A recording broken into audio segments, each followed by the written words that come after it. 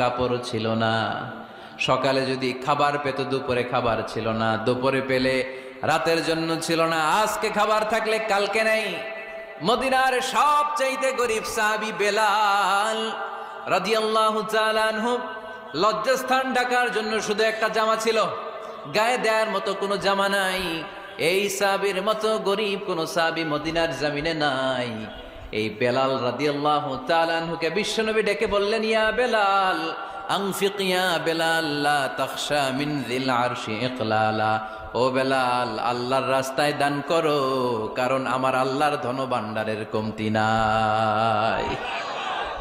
সাইয়েদনা বেলাল রাদিয়াল্লাহু তাআলা আনহু সবচেয়ে গরিব। শুনতেছেন, বুঝতেছেন? সবচেয়ে গরিব। ডাউন পার্টটা ঢাকার মতো একটা গার্মেন্ট ছিল, একটা কাপড়, এটা পেঁচায় আসতো, নামাজ পড়তো, গায়ে রাখার মতো কোনো জামা নাই, আর খাবার দাবার টাকা পয়সা বলতে নাই। ওই সাহাবীরে বিষ্ণু ইসলাম বললেন, আনফিক বেলাল, বেলাল তুমিও দান করো, তুমিও দাও, দানের হাতকে প্রশস্ত করে দাও। আনফিক ইবনা আদম উনফিক আলাইক, হে বনি আদম দাও, দিলে আমি তোমারে দেব। কেজির এটা হুজুরে দিয়ে দিলাম, এরপরে কেউ আমার 20 কেজি দিলে ওইটা ধরবো, ওইটা আবার আরেকজনরে দিব, এরপরে আরেকজন 30 কেজি দিলে ওইটারে ধরবো। কথা বলেন, কথা বলেন, কথা বলেন। এজন্য আল্লাহ বললেন, ইনফিকুনা ফিস সাররাই ওয়াদ দাররা। আমার মুত্তাকি বান্দার প্রথম গুণ, তারা সুখে দুঃখে সব সময় দান করে, দানের ধারাবাহিকতা সব সময় অব্যাহত রাখে। যারা সুখে দুঃখে সচ্ছল অসচ্ছল সব অবস্থায় দান করে, তাদের নাম হলো মুত্তাকি। মুত্তাকিদের প্রথম বৈশিষ্ট্য দান করে। আপনারা দান করেন তো? কিশোরগঞ্জের ভাইয়েরা সবাই করেন, করেন তো? Take it as a reminder. আজকের এই আলোচনাটা একটা রিমাইন্ডার হিসেবে নেন। যাদের দান করতে একটু সমস্যা, মনে থাকে না, অলসতা বা একটু কিপটামির মনোভাব আছে, এই কিপটামি কৃপণতা ভুলে যান, দেন। দেন না একটু, আপনারা দিবে কে? বিশ্বাস হয়? দিলে বাড়ে, দিলে না দিলে কমে, কারণ আপনি দিলে আপনারে দিবে কে? তবে গোপন অবস্থায় দেওয়াটা উত্তম। প্রকাশ্য দান করলে আল্লাহ কবুল করেন, ওইটাতেও সওয়াব আছে, কিন্তু গোপনে দান করলে বেশি খুশি হয় কে? গোপনে দান করলে আল্লাহর রাগ ক্রোধ কমে যায়। আপনার কোনো পাপের কারণে আল্লাহ যদি আপনার উপর রেগে থাকে, আপনি গোপনে কিছু দান করে দেন, ওই রাগটা মুহূর্তেই ঠান্ডা হয়ে যাবে। 7 শ্রেণীর ব্যক্তিকে আল্লাহ তাআলা আরশের নিচে ছায়া দিবে কিয়ামতের দিন, যেদিন আকাশের সূর্যটা মাথার কাছে চলে আসবে, জমিনটা তামার জমিন হয়ে যাবে, তৃষ্ণায় মানুষের জিহ্বা বের হয়ে কুকুরের মতো নাভির সামনে ঝুলতে থাকবে। সূর্যের প্রচন্ড কিরণ আর তাপে মাথার মগজগুলো গলে গলে নাকের ছিদ্র আর কানের ছিদ্র দিয়ে ভাতের মাড়ের মতো টপ টপ করে বেয়ে বেয়ে পড়বে।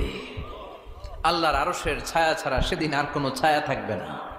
বিষ্ণু বললেন, 7 শ্রেণীর ব্যক্তিকে আল্লাহ তাআলা সেদিন আরশের নিচে ছায়া দিবে।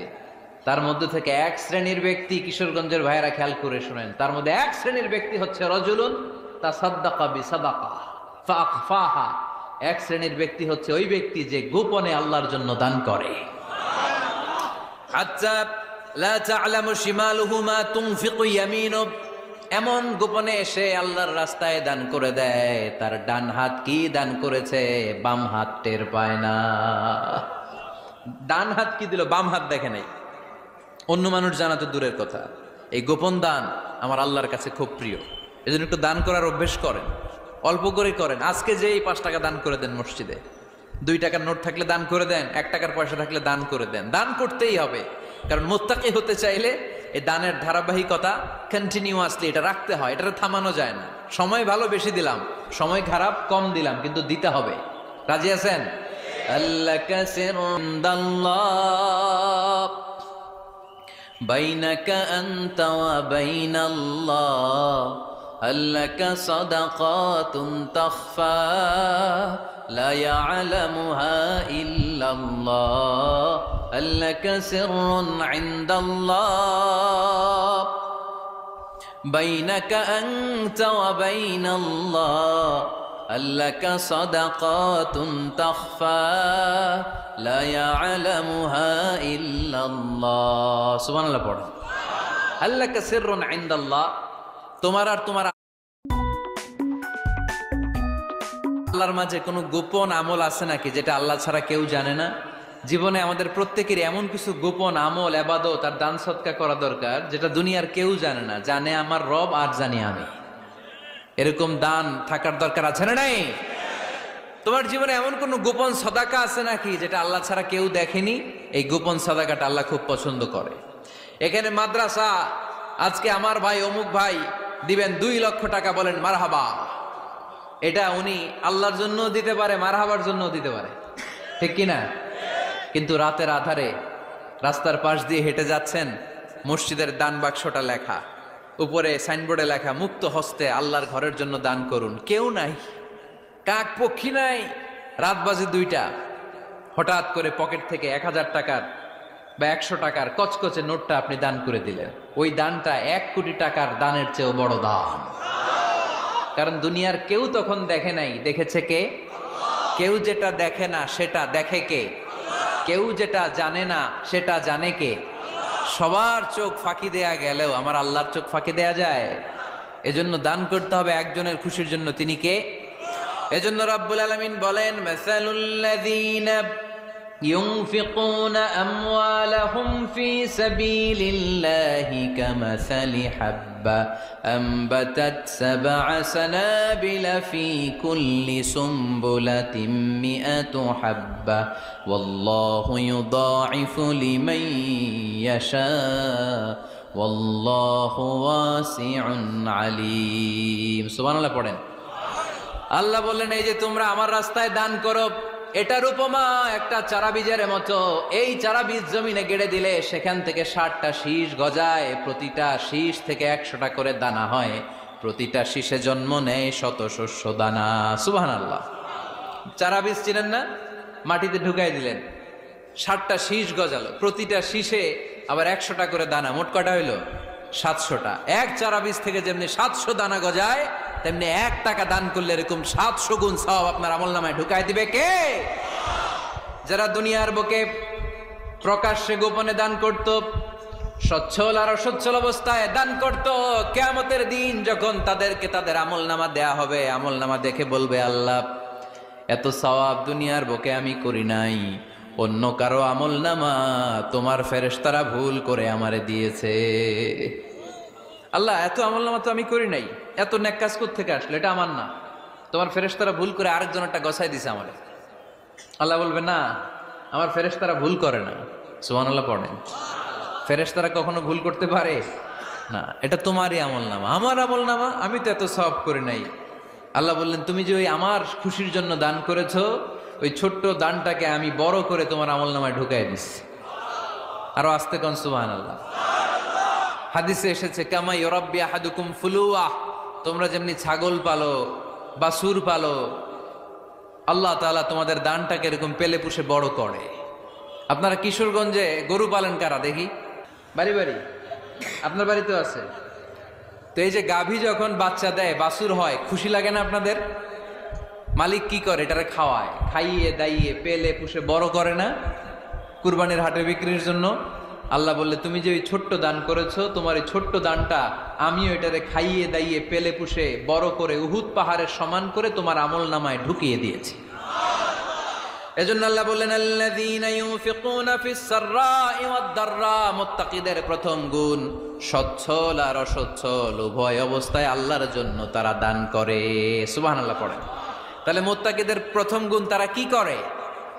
জোরে বলেন, সবাই বলেন, আবার বলেন। আপনাদের কষ্ট হচ্ছে? দোয়া করে ফেলি আমরা তো। গলার আওয়াজ এত অল্প কেন? আওয়াজ করে উত্তর দেয়া যাবে? চিল্লায় পড়েন আল্লাহু আকবার। এভাবে উত্তর দিবেন, এভাবে আওয়াজ করে উত্তর দিলে আমি বুঝবো আমার কথা শুনতেছেন, বুঝতেছেন।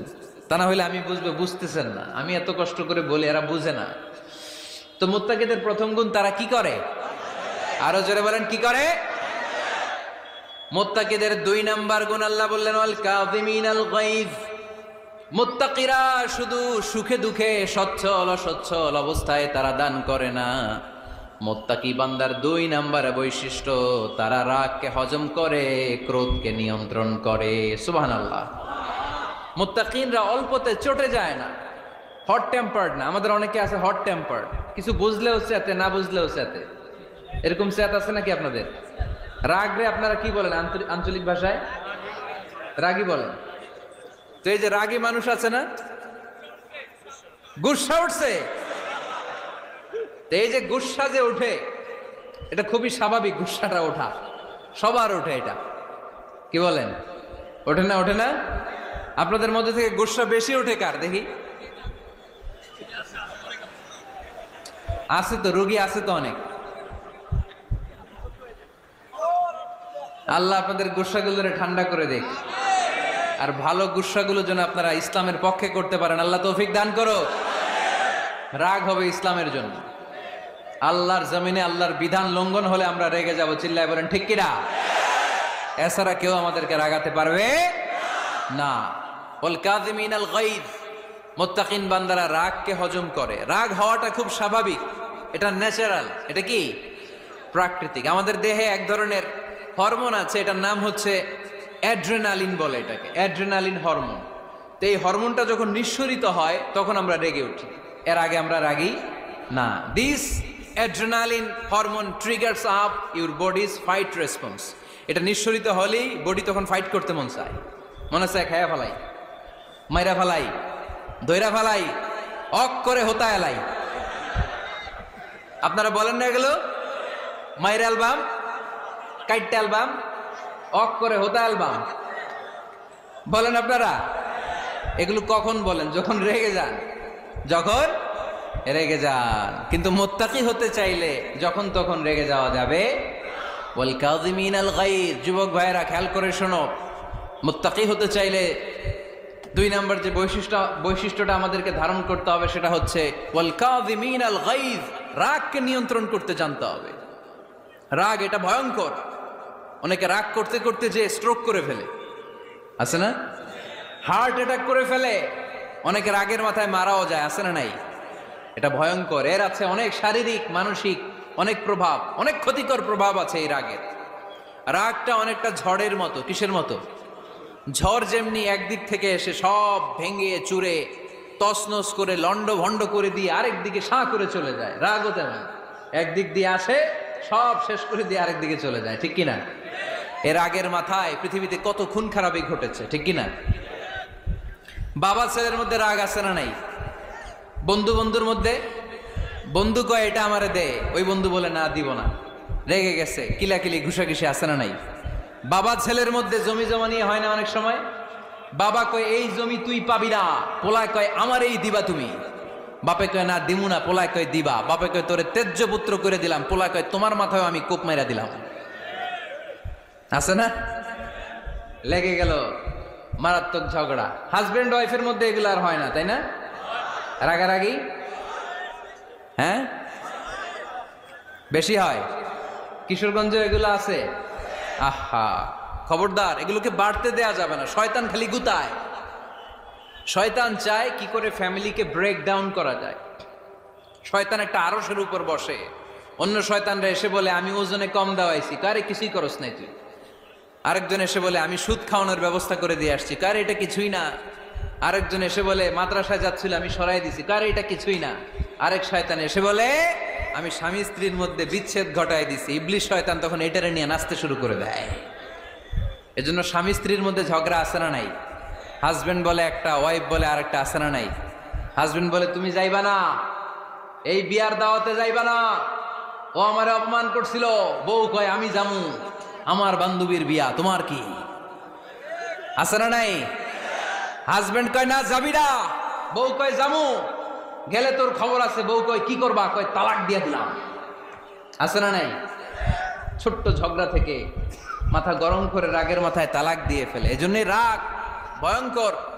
এর রাগের কারণে বন্ধু বন্ধুর সম্পর্ক নষ্ট হয়, হাজবেন্ড ওয়াইফের মধ্যে ডিভোর্স হয়ে যায়, বাবা ছেলের মধ্যে সম্পর্ক ছিন্ন হয়ে যায়। এটা ঝড়ের মতো।